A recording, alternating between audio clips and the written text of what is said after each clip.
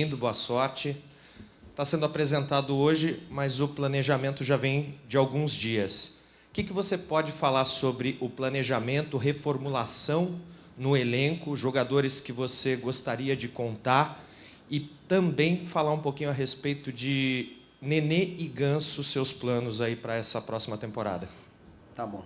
Primeiro, boa tarde a todos. É um prazer estar aqui e prazer imenso poder estar de volta a esse clube, né, onde eu tive passagem como jogador, como atleta, num momento difícil que o clube atravessava e vivemos momentos felizes, final feliz, onde ganhamos o título, pudemos voltar para um lugar que o Fluminense jamais deveria ter saído e jamais deve entrar. Então, a primeira passagem aqui foi maravilhosa em todos os sentidos, pessoalmente e profissionalmente. Então, voltar hoje é um motivo de muito orgulho, satisfação, honra, e tenho certeza que nós todos faremos um excelente trabalho no próximo ano para que a gente possa ter o mesmo final feliz daquela primeira história. Segundo momento, claro que as negociações, planejamento, as ideias todas, a gente já está conversando desde o primeiro dia que conversei com o presidente, com o Paulo. A gente sabe que esse momento do futebol ele é muito especulativo, tem muitas situações distintas e nós estamos conversando a todo momento para que a gente possa nos apresentar no dia 8, não fechado, porque o grupo do Fluminense ele jamais pode estar fechado, ele tem que estar sempre aberto a oportunidades e novas aquisições de jogadores que vão qualificar o elenco, equipe, mas a gente, para ter uma ideia inicial, tem umas situações de definições, de negociações que o presidente, que a direção está fazendo todo o esforço dentro da realidade que o Fluminense tem para que possa a gente conseguir manter alguns jogadores em relação a atletas que ano passado tiveram um bom ano. E então, inicialmente é isso. Em relação a Ganso e Nenê, eu sou um cara que gosto muito de prezar pelo grupo, prezar pelo coletivo. São dois bons jogadores, fazem parte do grupo, mas qualquer análise minha nesse momento ela é uma análise externa de visão de quem está fora do contexto. O que eu posso a partir do dia que me apresentar, aí sim vou poder falar melhor, não só de Nenê e Ganso, mas como de todos os jogadores que fazem parte do plantel do Fluminense, em relação à característica, a jogo, qual a ideia e qual o sentido maior, para que a gente possa dar a ideia de jogo, ao dia a dia de treinamento e a convivência. Eu tenho certeza que esses dois jogadores e todos que vão estar no grupo vão estar com um pensamento único, que é o Fluminense em primeiro lugar, que nós queremos conquistar e atingir. Eu tenho certeza que esses dois jogadores experientes como são, qualificados como são, também pensam dessa maneira. Odaí. Boa tarde, Gerson Júnior, da Super Rádio Brasil. Odaí, qual é o perfil, né, de reforços que você já conversou com o presidente, também com o Paulo, que o Fluminense terá na temporada de 2020, e o que eles passaram para você a respeito da situação financeira que o Fluminense está vivendo nesse momento? Boa tarde, Gerson. É Gerson, né? Prazer. Assim, o perfil do jogador, as características dos jogadores, depende muito da definição de alguns jogadores que estão em negociação que pertenciam ao grupo do ano passado, né? Então, quando essas definições acontecerem, claro que a gente tem pensado, a gente está conversando, a gente está visualizando, mas passa por definições, né? Para que você parta para uma situação de característica ou semelhante ou diferente, você precisa ter uma definição primeiro. Então, a gente tem algumas definições a fazer, estamos trabalhando para que isso aconteça, e a partir disso a gente parte para uma próxima ideia de um outro jogador com outra característica. Então, nesse sentido de formatação de grupo, de time, né, a gente vai fazendo as definições e vai partindo para um outro caminho em busca de fazer um time e um grupo bastante equilibrado nessa ideia. Quanto à parte financeira, eu acho que, assim, eu vou te ser bem sincero, tem poucos clubes que não estão passando por essa situação de parte financeira difícil. Tem alguns clubes, né? A maioria deles estão, né? E aqui, nós que estamos aqui, a gente sabe das dificuldades. O presidente que assumiu sabe da dificuldade, ele trabalha com essa dificuldade, trabalha com essa realidade. Ele, na primeira conversa que teve comigo, foi sincero nesse aspecto. Agora, eu também sei da luta dele, sei do que ele está fazendo, trabalhando para que ele possa...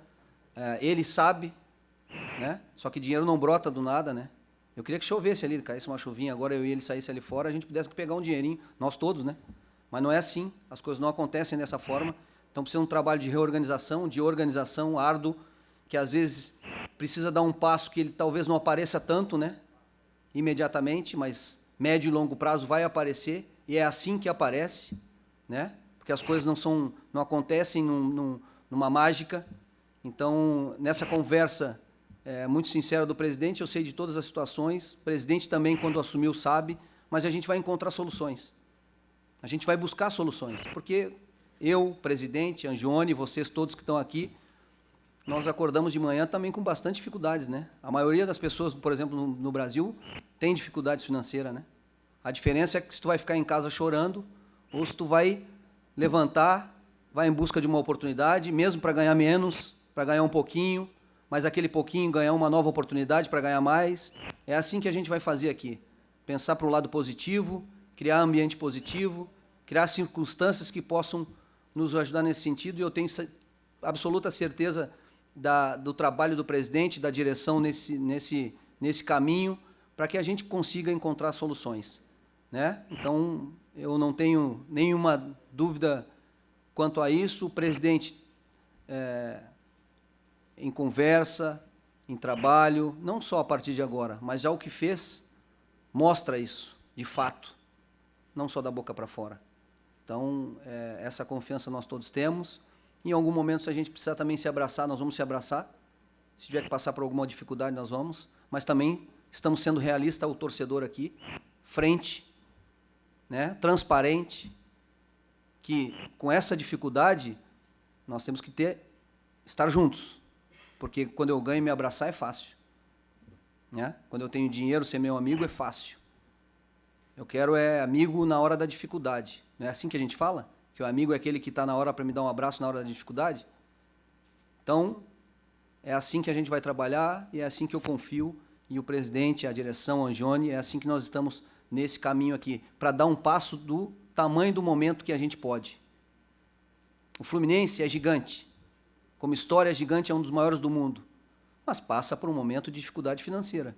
Então, nós temos que saber essa realidade, conviver com ela, ser criativo, para que a gente busque solução para o time, para o clube, para que a gente possa crescer gradativamente. Odair, Sérgio Guimarães, Bem, Sérgio. Rádio Tupi, que bom te ver, cara. Igualmente. Tu está jovem, hein? Você também. 20 anos passou, tu está... Me lembro de Me diz o que tu está comendo, o que tu está bebendo, que eu quero nesse caminho aí. Me lembro de 99. Pois é. Fazendo o jogo. Eu já estou de cabelo branco. Contra o Dom Pedro. Mas isso aqui é para os caras me respeitarem, entendeu? Gostei da escolha. Parabéns ao presidente, parabéns ao Paulo. Acho que o perfil se encaixa bem. Seja bem-vindo, em nome de toda a imprensa aqui. Muito obrigado. Pela antiguidade, acho que eu posso Exato. me dar esse direito. Tá bom. Odair, a gente sabe que o Fluminense se caracteriza por formar jogadores. E o Fluminense usa muito a base. Sim. Isso já não é no ano passado, há 2 anos. Isso a vida toda. O Fluminense sempre teve esse legado. Queria saber qual é teu projeto, o que o presidente e o Paulo já passaram para ti sobre esse aproveitamento da base e como é que funciona dentro do teu estilo de trabalho essa mescla do jovem que vem da base com os veteranos do time ou aqueles que poderão ainda chegar. Pois não. O Fluminense é uma escola de referência, né, em termos de categoria de base. Eu acho que o clube, o presidente e o Paulo podem depois falar sobre acho que um novo projeto, né, Paulo, presidente, em relação a uma situação de alinhamento, o que vai ajudar e beneficiar também o processo de desenvolvimento e de transição desses meninos, desses jogadores que podem estar no profissional e vão estar. Mas, já no primeiro momento, eu trabalho, e a gente fez um trabalho nesse sentido nas 2 pré-temporadas que fizemos no Internacional, já trazendo bastante meninos das categorias de base para estar presente dentro do grupo, para conhecer, para visualizar. E eu não tenho problema nenhum contra o jogador de base, pelo contrário, para mim depende da idade.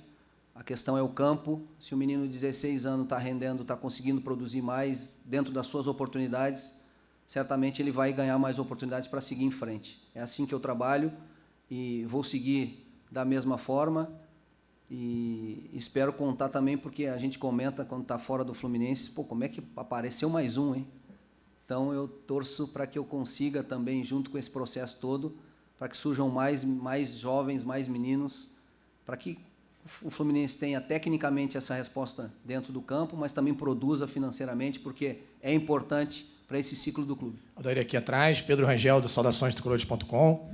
Boa sorte na empreitada, na caminhada, que você traga bastante felicidade à torcida tricolor. Falar um pouquinho sobre o estilo de jogo, esse deve ser abordado muito por questões de estilo de jogo, né? O Marcão deu sequência depois no trabalho do Diniz, o Fluminense acabou se habituando, a torcida se habituou um pouquinho com esse estilo de jogo.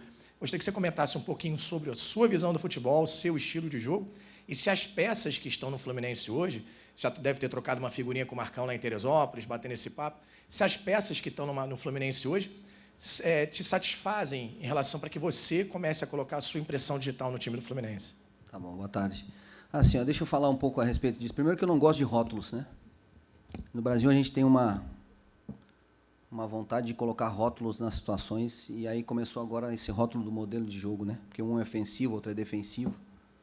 Às vezes depende muito de cada um, de quem enxerga. Quem está dentro tem uma ideia do processo e uma visualização. Dentro daquilo que nós trabalhamos, porque eu gosto sempre de fatos, né? E dentro daquilo que eu gosto e tenho como ideia de uma equipe bastante equilibrada em organização ofensiva e defensiva. O Fluminense, mesmo no momento difícil que atravessou durante o campeonato, manteve uma personalidade de jogo, e a gente não pode abrir mão disso, potencializar ainda mais isso. Como eu disse anteriormente na primeira pergunta, a respeito de jogadores, claro que partindo dessas definições de jogadores que estão em negociação, em eles ficando, a gente parte de um estágio coletivo, porque ele já tem um entrosamento, você parte coletivamente, em termos de organização, de um estágio. Se esses jogadores, porventura, não ficarem, a gente vai buscar outras aquisições, parte de outro estágio, né? E se você pegar, por exemplo, o trabalho no Internacional e buscar todas as estatísticas, não feitas por mim, eu as tenho, mas de empresas que observam o futebol, você vai ver que todas as estatísticas do Internacional, a gente está entre os 4, 5 em todas elas. Eu vou te dar um exemplo. O Fluminense é o primeiro em posse de bola. Nós somos o quarto ou quinto, né? Então essa ideia de posse de bola não está tão distante assim, né? Mas como outras estatísticas, como outras situações observadas dentro de campo de jogo, nós estamos em primeiro, né? Então o meu modelo de jogo, a minha ideia de jogo, ela respeita as características dos jogadores que nós temos à disposição, porque uma coisa é você sonhar com o Messi, não é verdade? Então eu respeito muito e trabalho em cima das características que eu tenho à disposição, que a gente consegue dentro do grupo, para potencializar elas individualmente e dentro do coletivo. Agora, eu gosto de uma equipe bastante equilibrada, que ela tem essa construção de jogo, o Fluminense tem essa característica, né? Mas que ela tem uma organização, que ela tem uma função bem estabelecida e que se torne uma equipe que é o sonho de todos nós, é uma equipe bastante equilibrada em todas as fases do jogo. E se você pegar, como eu te disse, você vai ver que a nossa equipe era muito equilibrada em todos os momentos do jogo. E essa é a busca que a gente vai fazer, respeitando e potencializando as individualidades que aqui estejam no grupo. Odair, boa tarde. Aqui, boa tarde. Débora, Grupo Globo. 2 perguntas. Queria que você falasse sobre o contato com o Marcão. Marcão, que estava treinando o time até o final da temporada, sim, volta a ser auxiliar técnico permanente, com quem você tem um passado, da época de jogador. Como é que foi o contato recente, a conversa? E qual é a sua ambição para essa temporada? O que dá para pensar, para sonhar, em termos de resultado que o Fluminense possa apresentar ao longo da temporada? Passou um ano de 2019 lutando contra o rebaixamento no Campeonato Brasileiro. O que dá para aspirar? Qual é a ambição para esse ano? Boa tarde. O Marcão é um amigo. Nós tivemos a oportunidade de jogar juntos aqui, em 99. E ele é um ídolo da torcida. Fez um bom trabalho nessa parte final do Campeonato Brasileiro. e vai estar junto com a gente na comissão técnica, como tem outros membros de comissão técnica aqui com as quais eu já trabalhei, na seleção, no Inter. Eu acho que ainda tem segurança, que trabalha aqui desde a época que eu era jogador. Então, conheço muita gente. Chego aqui, não só pelo ambiente de ter jogado, mas também pelas pessoas que estão, já tem uma amizade, um conhecimento, e isso facilita muito. E tenho certeza que não só o Marcão, mas como todos os membros que estão aqui dentro, vamos trabalhar muito para que a gente consiga fazer um ano que represente o nosso torcedor, em todos os sentidos, e o objetivo, você sempre tem que sonhar com o maior, né? Você não pode botar limite já num pensamento, porque ao mesmo tempo que você gasta para pensar para o lado bom e para o lado ruim, é a mesma energia que você gasta. Então, o objetivo é sempre, o sonho é sempre o maior.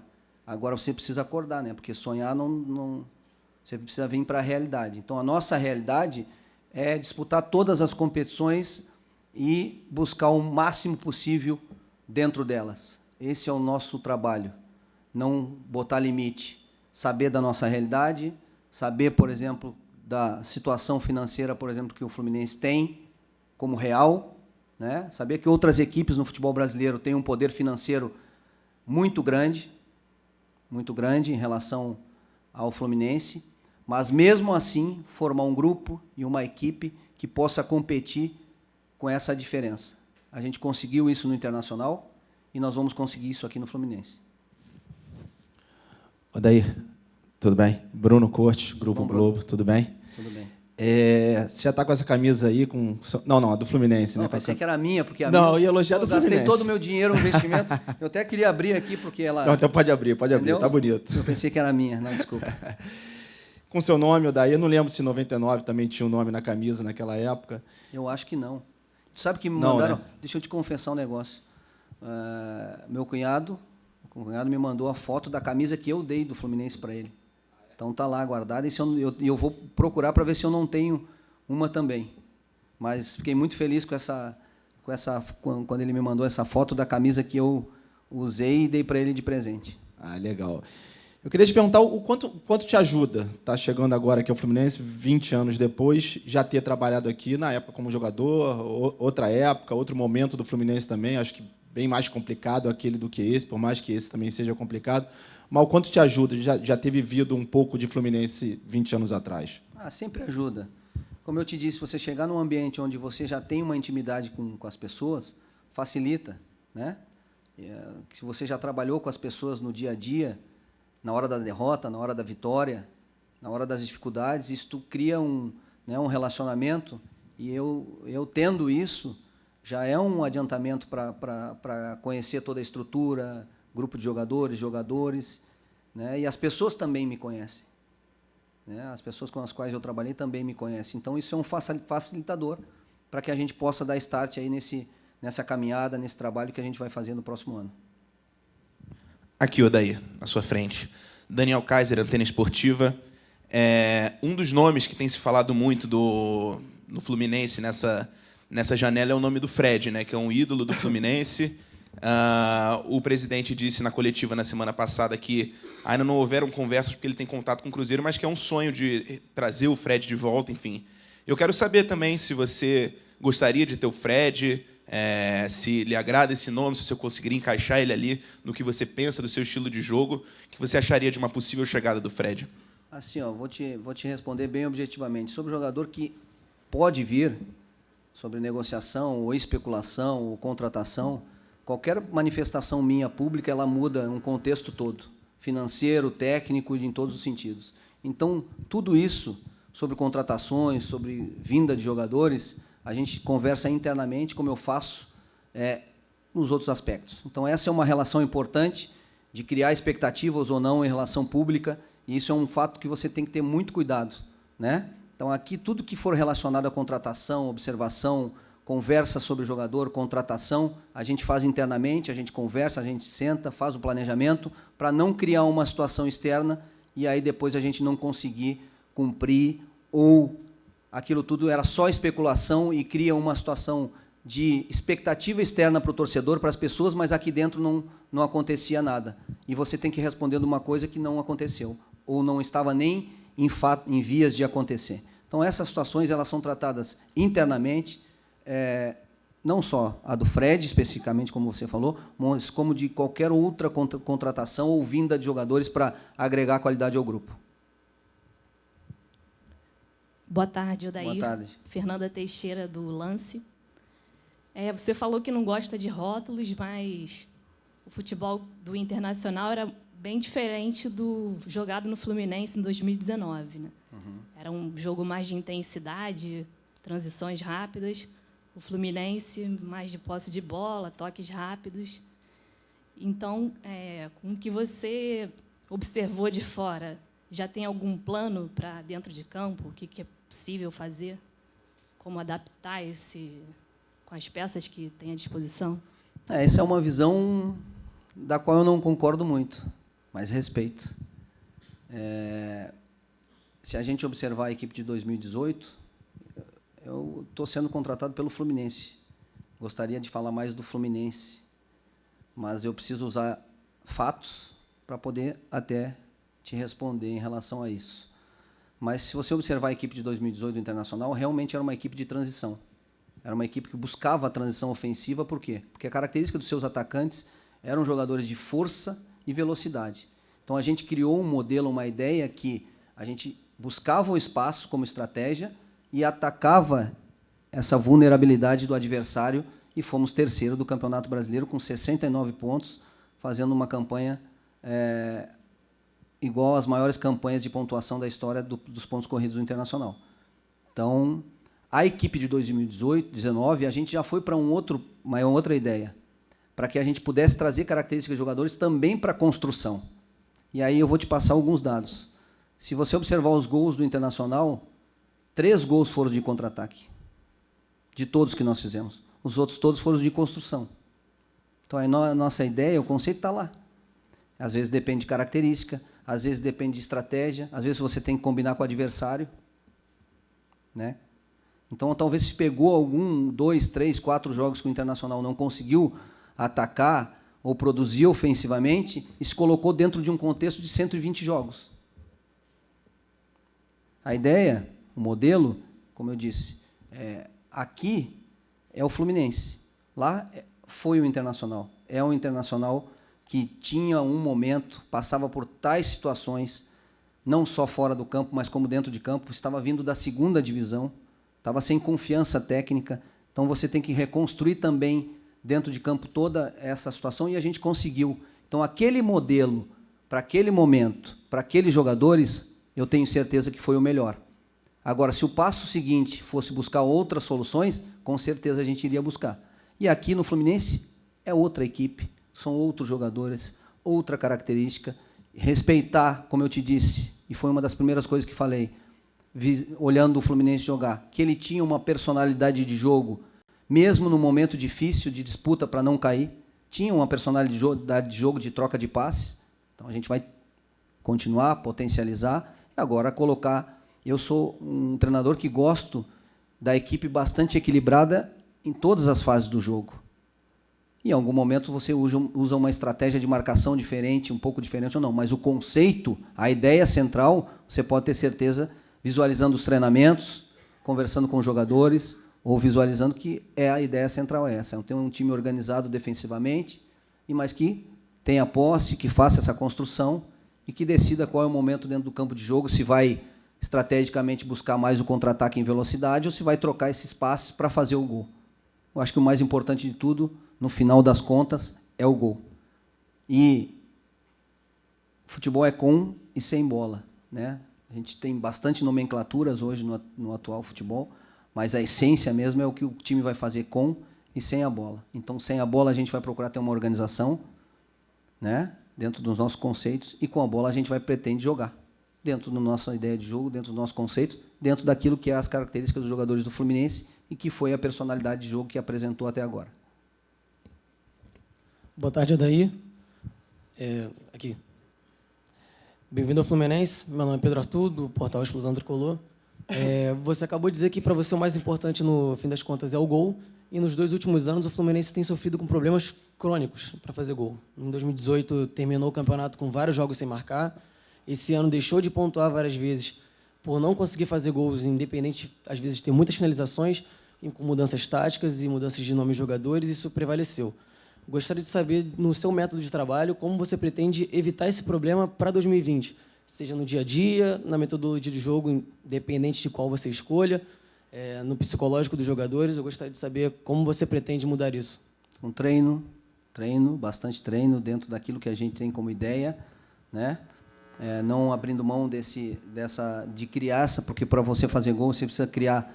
Eu penso assim, quanto mais oportunidades você criar, mais chance de gols. Continuar dentro dessa perspectiva. Agora, tentar dar esse equilíbrio defensivo para que até os próprios jogadores de frente, os atacantes, os meias, possam ter essa confiança, né? Porque vai estar organizado, vai estar dentro de uma função estabelecida, de uma equipe equilibrada. Essa é a busca, essa é a ideia desde o primeiro treino. Boa tarde, Daí. Felipe Siqueira, do Globoesporte.com.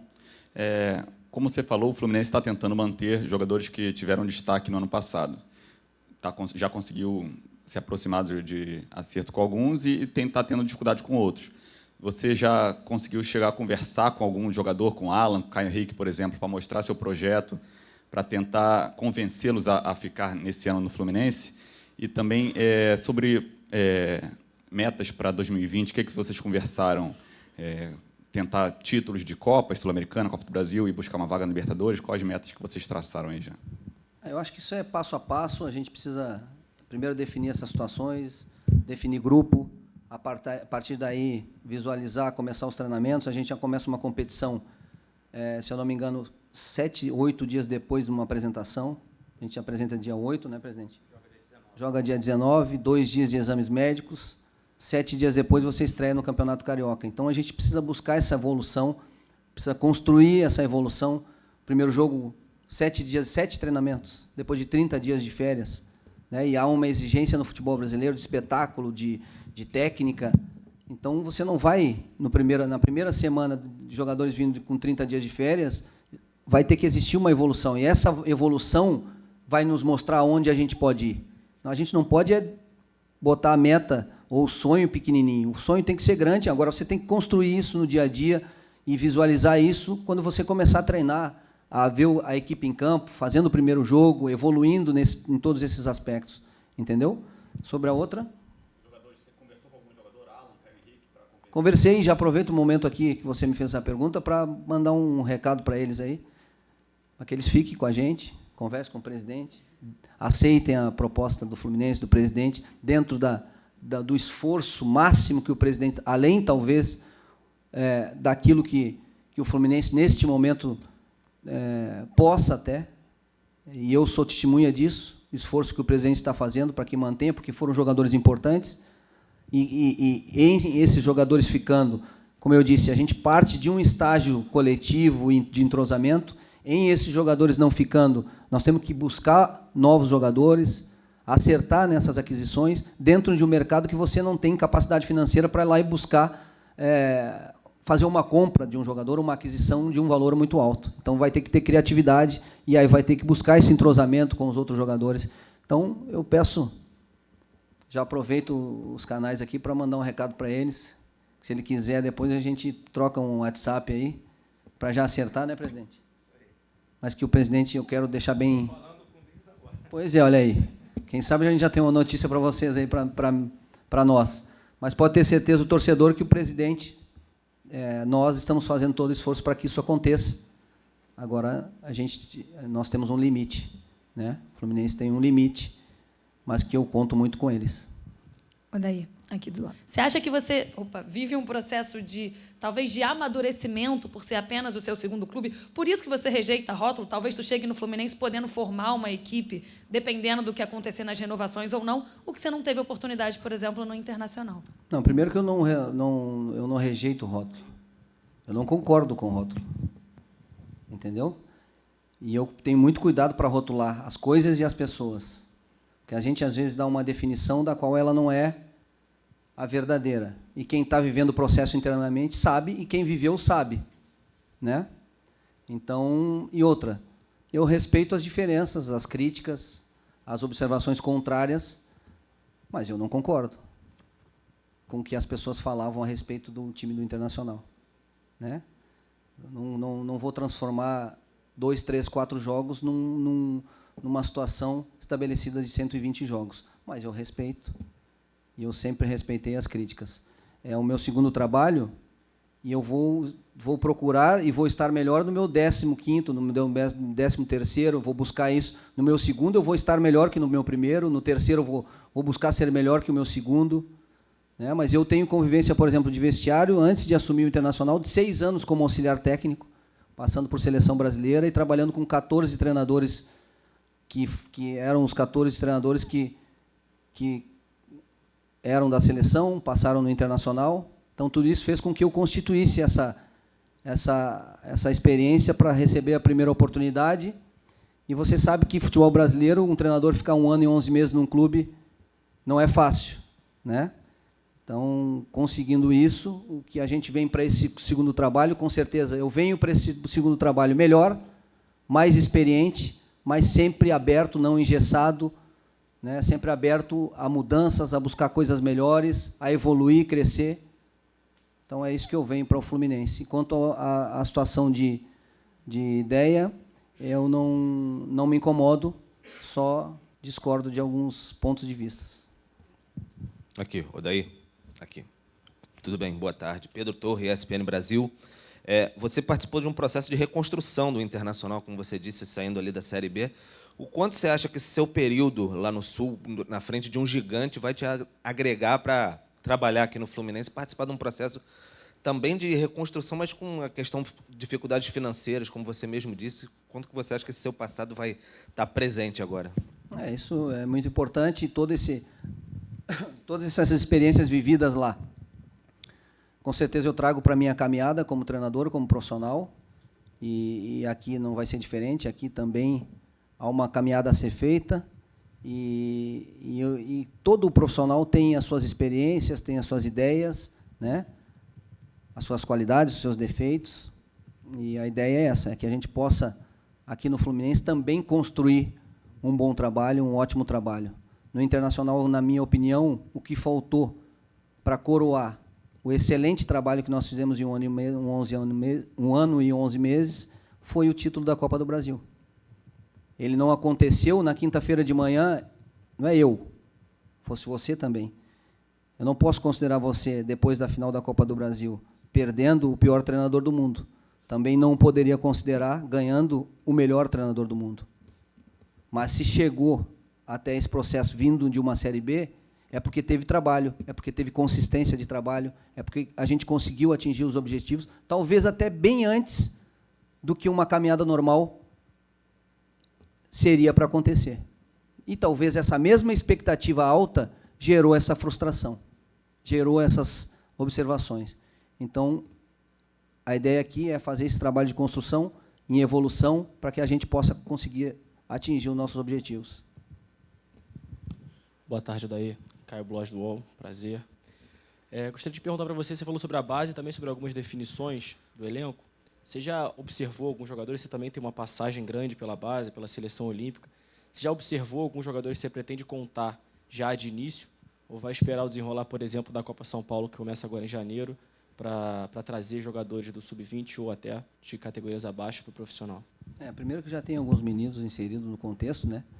E também tem esse projeto para desenvolver.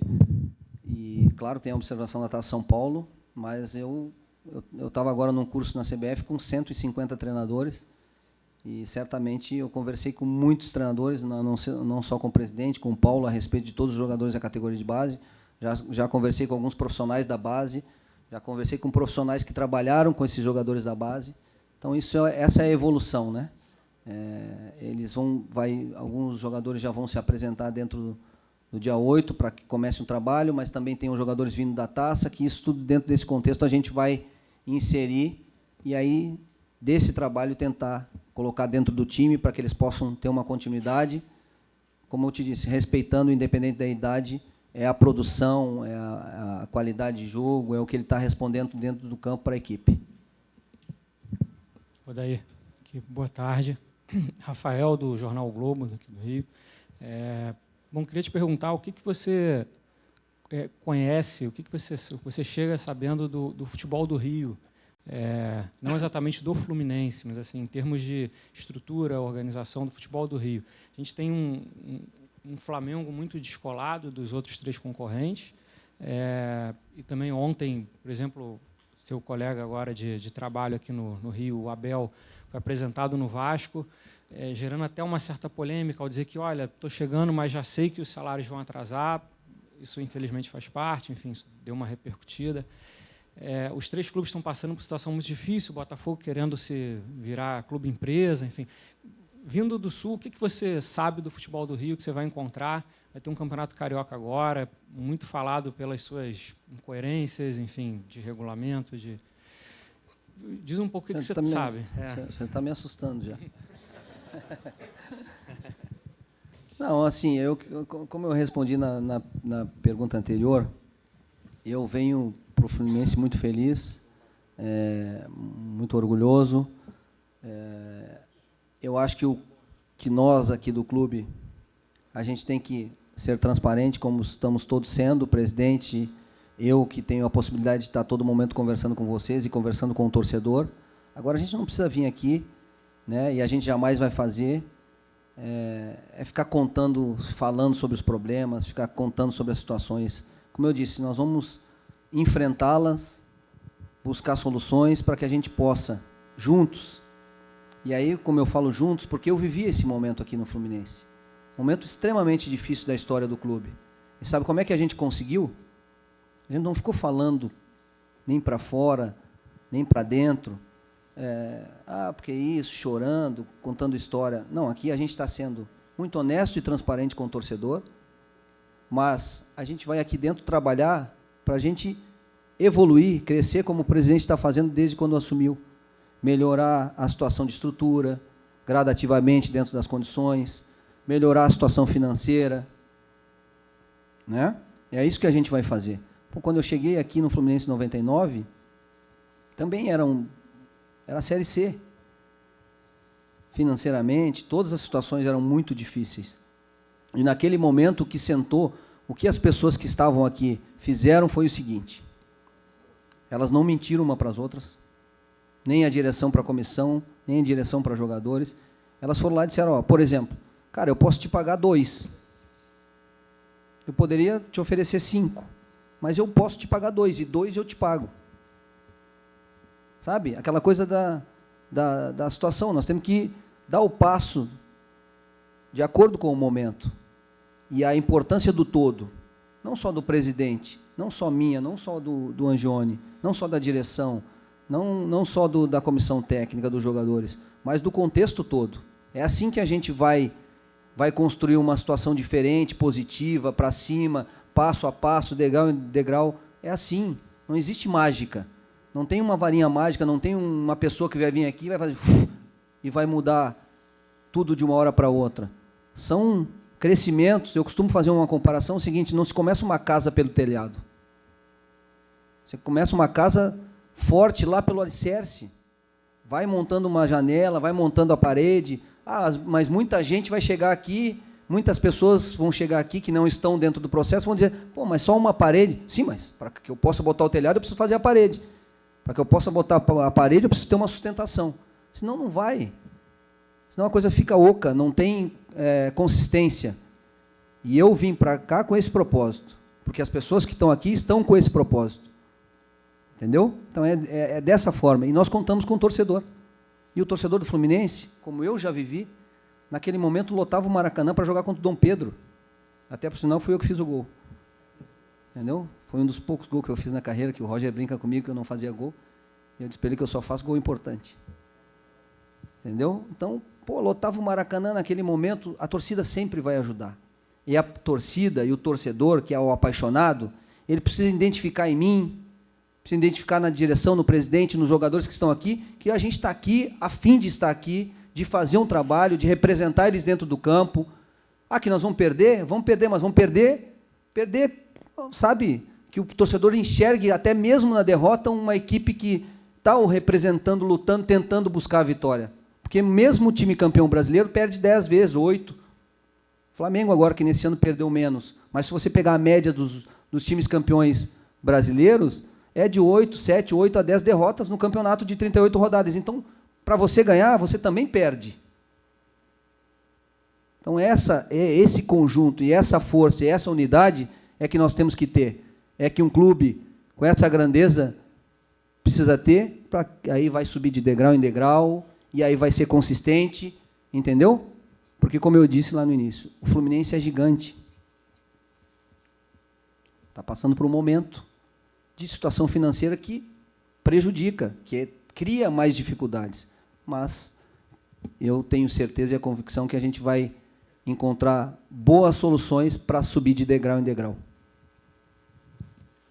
Odaí, queria que você falasse um pouco, primeiramente Joel Silva, do Diário Lance, queria que você falasse um pouco sobre o seu trabalho fora de campo, extracampo.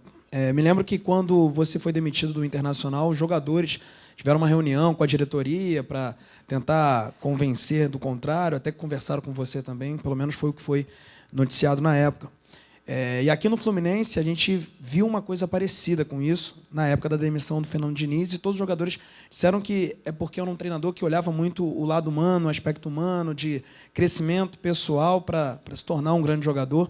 Eu queria que você falasse sobre justamente isso, como é que é o seu trato com os jogadores? É o estilo paizão? É o estilo coronel? É o estilo professor? Como é que você se diria do seu estilo junto ao seu elenco? Primeiro, mais um rótulo, né? O paizão, o boleirão, o estudioso, o ofensivo, defensivo. Como a gente gosta aqui no Brasil, né? De buscar essas situações. Eu estou só fazendo uma observação. E o meu estilo é o seguinte.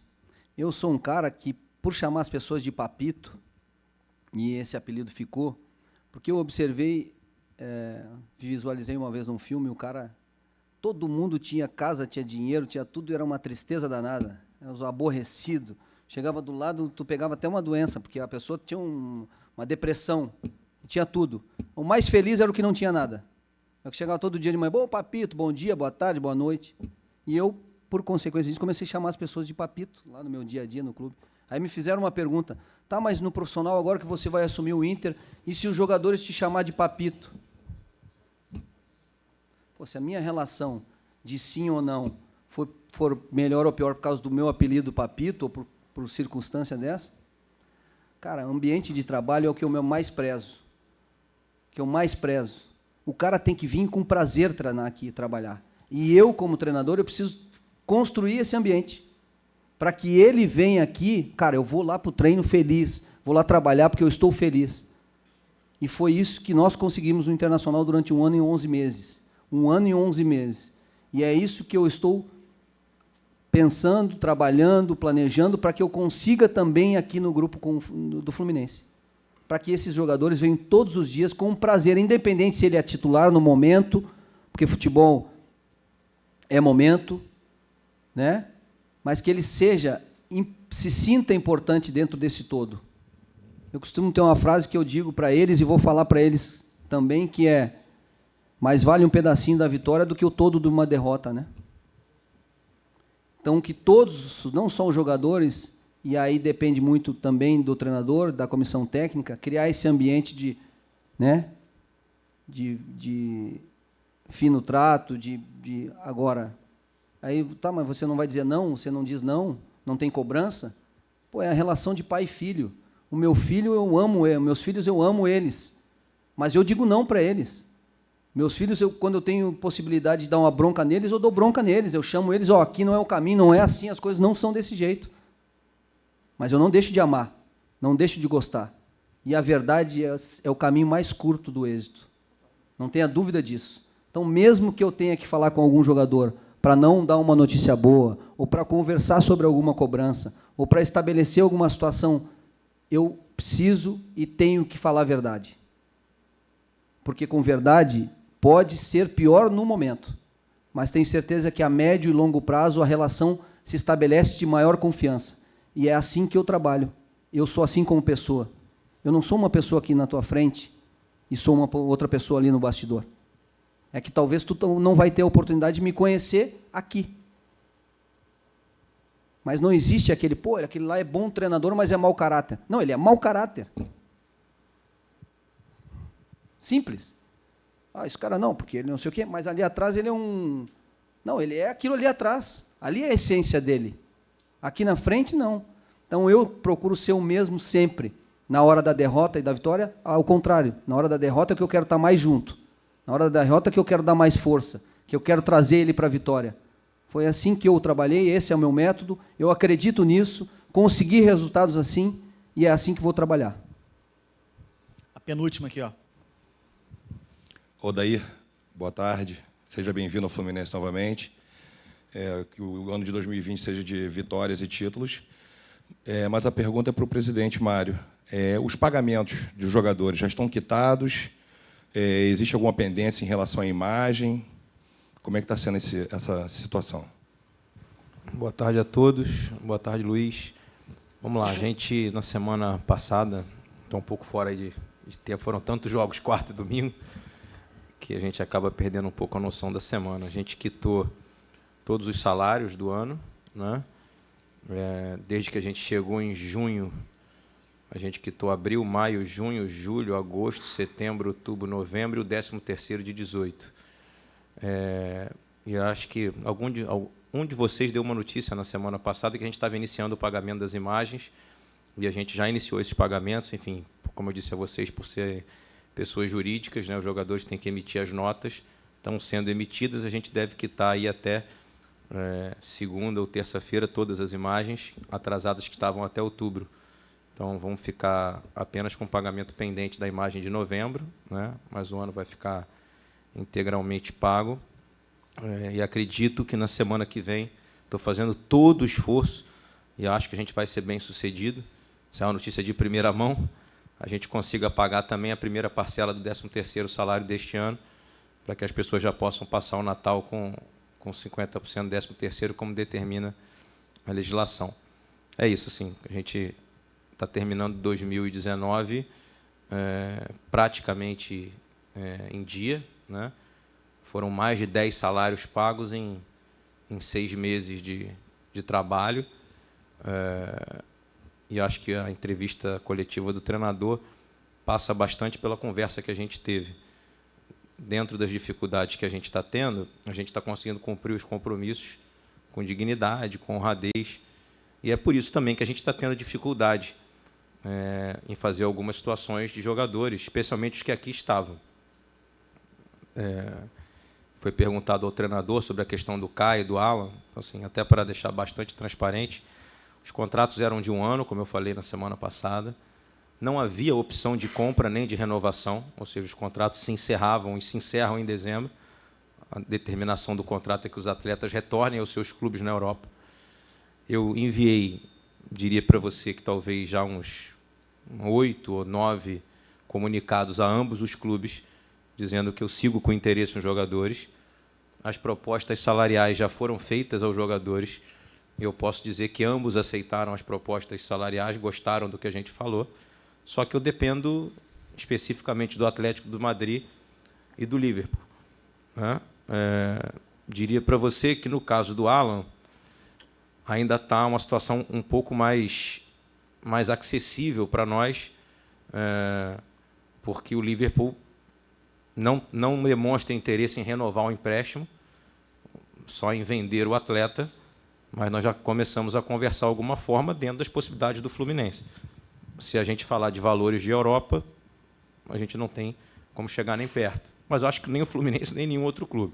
O que chateia, às vezes, no futebol é que, por exemplo, a gente está com tudo em dia, eu não vou citar nenhum concorrente especificamente, mas tenho notícia que alguns clubes que estão com vários meses em atraso estão fazendo proposta de compra pelos meus jogadores, né? E aí é uma concorrência desleal, porque eu poderia, por exemplo, ter utilizado de um artifício ou de um método de não pagar os salários e usar o dinheiro para comprar os atletas, mas eu não vou fazer isso. Primeiro eu pago o salário, depois eu compro o jogador.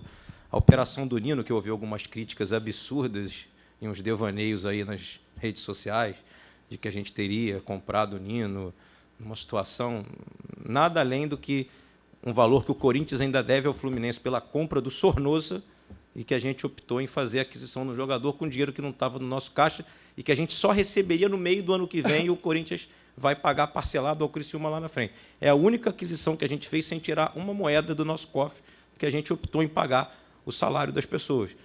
Então, assim, com relação ao Caio, o Deco é o representante dele, todos vocês sabem, tem mantido conversas comigo diárias. Quando eu falei para vocês aqui, é verdade, eu estava conversando com o Caio Henrique no WhatsApp, ele dizendo: presidente, cheguei ao Brasil, continuo na luta para permanecer aí. Só que ele também tem vínculo com o Atlético de Madrid e, até o momento, o que nos foi informado é que o Atlético de Madrid recebeu uma proposta de Europa pelo jogador, posso dizer o valor a vocês, 12 milhões de euros, e eu não tenho como concorrer em hipótese alguma. Se houver alguma possibilidade de uma proposta nível Brasil, como, por exemplo, a gente comprar parte do jogador e a outra parte ficar lá, o jogador performar aqui, ou se eles quiserem, porque na primeira conversa era uma renovação do empréstimo com um valor até alto para o Fluminense, mas em razão da capacidade do jogador e da vontade que nós temos de tê-lo aqui, do carinho que nós temos por ele, eu disse a ele que eu ia me esforçar ao máximo para tentar pagar esse empréstimo para que ele ficasse aqui mais um ano. Essas são as nossas situações. O Gilberto está, diria para você, 95%, só falta trocar documento. A gente conseguiu fazer, não vou citar valores, mas eu diria para vocês que a gente tinha uma opção de compra num valor altíssimo. Conseguimos adquirir 50% do jogador por bem menos do que 10% da opção de compra, então foi um valor bem pequeno, né? Estamos ainda negociando tempo de contrato, talvez fique entre 2 ou 2 anos e meio, não vai exceder a isso. O Nino já ficou.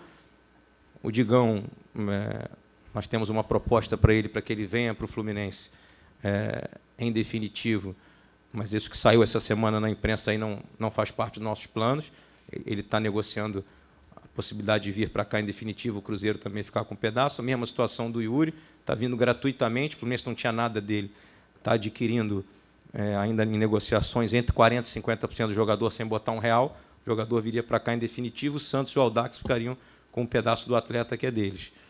O Evanilson, a gente está caminhando bem, mas também naquela situação que vocês sabem que eu falei na semana passada, o jogador hoje no Fluminense não tem mais nada a fazer a não ser ouvir a proposta do jogador e dos seus representantes, porque o contrato dele se encerra em fevereiro e ele não quis fazer a renovação antes de o contrato acabar e de acabar o ano. E é isso, assim, os outros jogadores já têm vínculo aqui, são jogadores que a gente está lutando incessantemente para manter, mas assim, sem fazer escolhas que prejudiquem outras pessoas, como, por exemplo, optar por não pagar salário para fazer aquisição de jogador. Aí, vou usar as palavras do Odair, né? A gente está construindo a casa pelo telhado. E acho que um dos nossos propósitos aqui é reconstruir a instituição sem deixar de ter competitividade, sem deixar de ter um bom time. Eu estou garantindo a você que nós vamos ter um excelente time.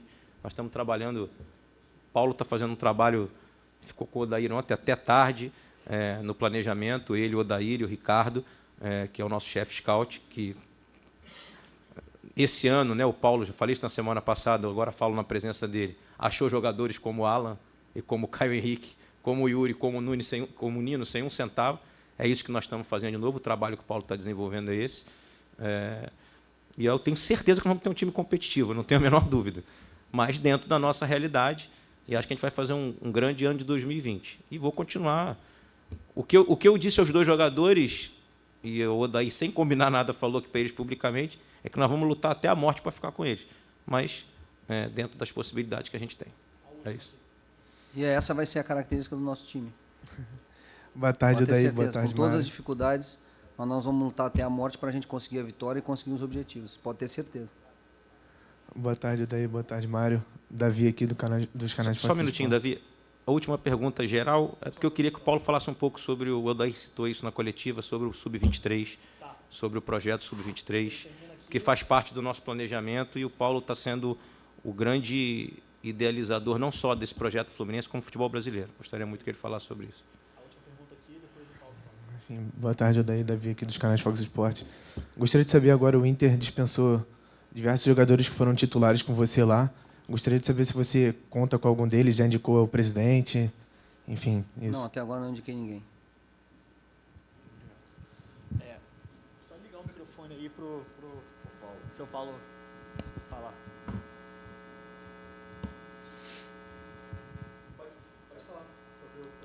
Boa tarde.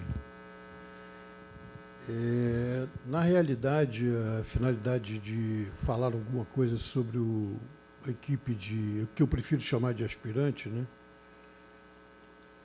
Na realidade, de olhar um pouco para o futebol futuro. Eu acho que um dos grandes problemas do futebol brasileiro é exatamente a transição do futebol brasileiro, que está muito ruim há muitos anos. A maior resposta que eu posso dar para isso, que eu estou afirmando, é exatamente a quantidade de jogadores de fora do Brasil que hoje estão dentro do mercado brasileiro. Esses jogadores só chegam ao Brasil porque há uma escassez de jogador no futebol brasileiro em virtude da maturação muito precoce que está se fazendo dos jogadores de base. Está se maturando jogador com 18 anos de idade. Quando o jogador que chega com 19, 20 anos, eu vou dar um exemplo aqui do Fluminense. O Fluminense, ano que vem, vai trabalhar com o jogador do ano 2001. Nós temos 13 jogadores nascidos em 99 e 2000, que, teoricamente, não teriam nenhum espaço na equipe profissional. E ficariam à mercê de um mercado que não daria nenhuma condição para eles poderem crescer, ou seja, continuar desenvolvendo aquilo que o Fluminense sempre acreditou, que o que tem menos tempo, provavelmente, desses 99, 2000 no clube, tem aproximadamente 3 anos. Então, a grande quantidade está dentro do clube há mais de 5 anos, e chega nesse período de idade, 19, 20 anos, eles ficam sem nenhum espaço. Isso, geralmente, em todos os clubes no Brasil. Tem alguns clubes que já estão, já há algum tempo, fazendo esse trabalho. Um deles é o próprio Internacional, que já veio fazendo esse trabalho há muito tempo. O Bahia já veio fazendo esse trabalho há muito tempo, porque eu lá estive em 2011 e criamos esse modelo lá no Bahia. E, por acaso, a grande maioria dos clubes não fazem isso. E o mercado hoje tem uma escassez absurda. Você procura um lateral esquerdo e, de repente, você olha o mercado, você tem que buscar no Equador. Aí você olha um atacante, você tem que buscar no Uruguai, porque aqui não tem jogador. Não tem exatamente por isso, porque estão maturando muito cedo. Então, a gente entendeu isso, o Mário entendeu isso, e nós estamos tentando, junto aos nossos colegas de trabalho de outros clubes, fomentar isso. Estivemos já algumas vezes com o Manuel Flores na CBF. É uma competição que ele gosta. E o que a gente está buscando é exatamente isso, estender um pouco o calendário para que haja uma condição de competição sempre. E o ideal para mim, assim, aí eu vou colocar uma outra conclusão que eu tenho do futebol. A primeira vez que eu estive com o Odair, eu comentei com ele sobre isso. Eu gostaria muito que ele trabalhasse só com 22 jogadores. E não com 30, 32, 28, porque eu acho, por mais que ele seja um craque na relação humana, por mais que ele seja um cara vencedor nessa convivência, e o faz muito bem, porque ele conseguiu, talvez tenha sido ele o único que tenha conseguido criar uma fidelização boa com os jogadores do Inter, né? Ele talvez tenha sido o único que tenha conseguido, na história de 5 anos, 6, 7 anos para cá, talvez tenha sido ele o único que tenha conseguido isso, então ele é um craque. Mas é muito difícil, porque hoje antigamente você relacionava 16, haviam jogadores descontentes. Você hoje relaciona 23 em alguns momentos e 22 a maioria dos jogos. O que fica fora é só problema. É só problema. Então, o que a gente está querendo, e eu vou buscar informações na Europa, tem clube europeu de ponta que trabalha com 19 jogadores só, da equipe profissional, e aproveita a equipe B, lógico. E quando eu conversei com ele, o primeiro contato que eu tive com ele, eu falei exatamente sobre isso, que é o que eu penso. Fica melhor para você administrar, você melhora o rendimento de expectativa do jogador que você cria na base, dando a ele competição e trabalhando concomitantemente com a equipe profissional sob a orientação do treinador, que no caso aqui é o Odair. Quer dizer, a pessoa que vai trabalhar nesse grupo vai trabalhar sob a orientação dele, trabalhando concomitantemente.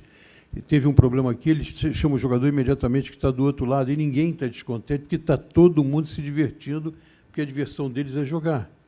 Então, essa é a ideia, a gente está lutando, a CBF está nos ajudando, as equipes grandes do futebol brasileiro já entenderam isso de forma muito legal, e eu acredito que a gente consiga realizar. E assim o Odair vai ter um pouco mais de facilidade de trabalhar com o jovem, porque ele gosta de trabalhar com o jovem, que também é uma das grandes formações dele. Ele começou na base, trabalhando na base durante muito tempo, e ele gosta de trabalhar com os jovens, já deu essa demonstração para nós, e nós vamos dar implementando isso. Hoje nós temos 12 jogadores dessa idade de 19, 20 anos, que estarão aqui nesse grupo, e 3 outros jogadores, que são jogadores que já ultrapassaram etapas, vão estar também nesse grupo. Então, a gente já tem 15 jogadores nesse grupo, e provavelmente vamos incrementar outros que, pela visão do nosso chefe de scouting, o Ricardo, ele já está monitorando o futebol brasileiro para pegar outros jovens para incrementar nesse grupo e a gente fazer um grupo de 25 jogadores. É essa a ideia e espero que a gente consiga ter sucesso na prática.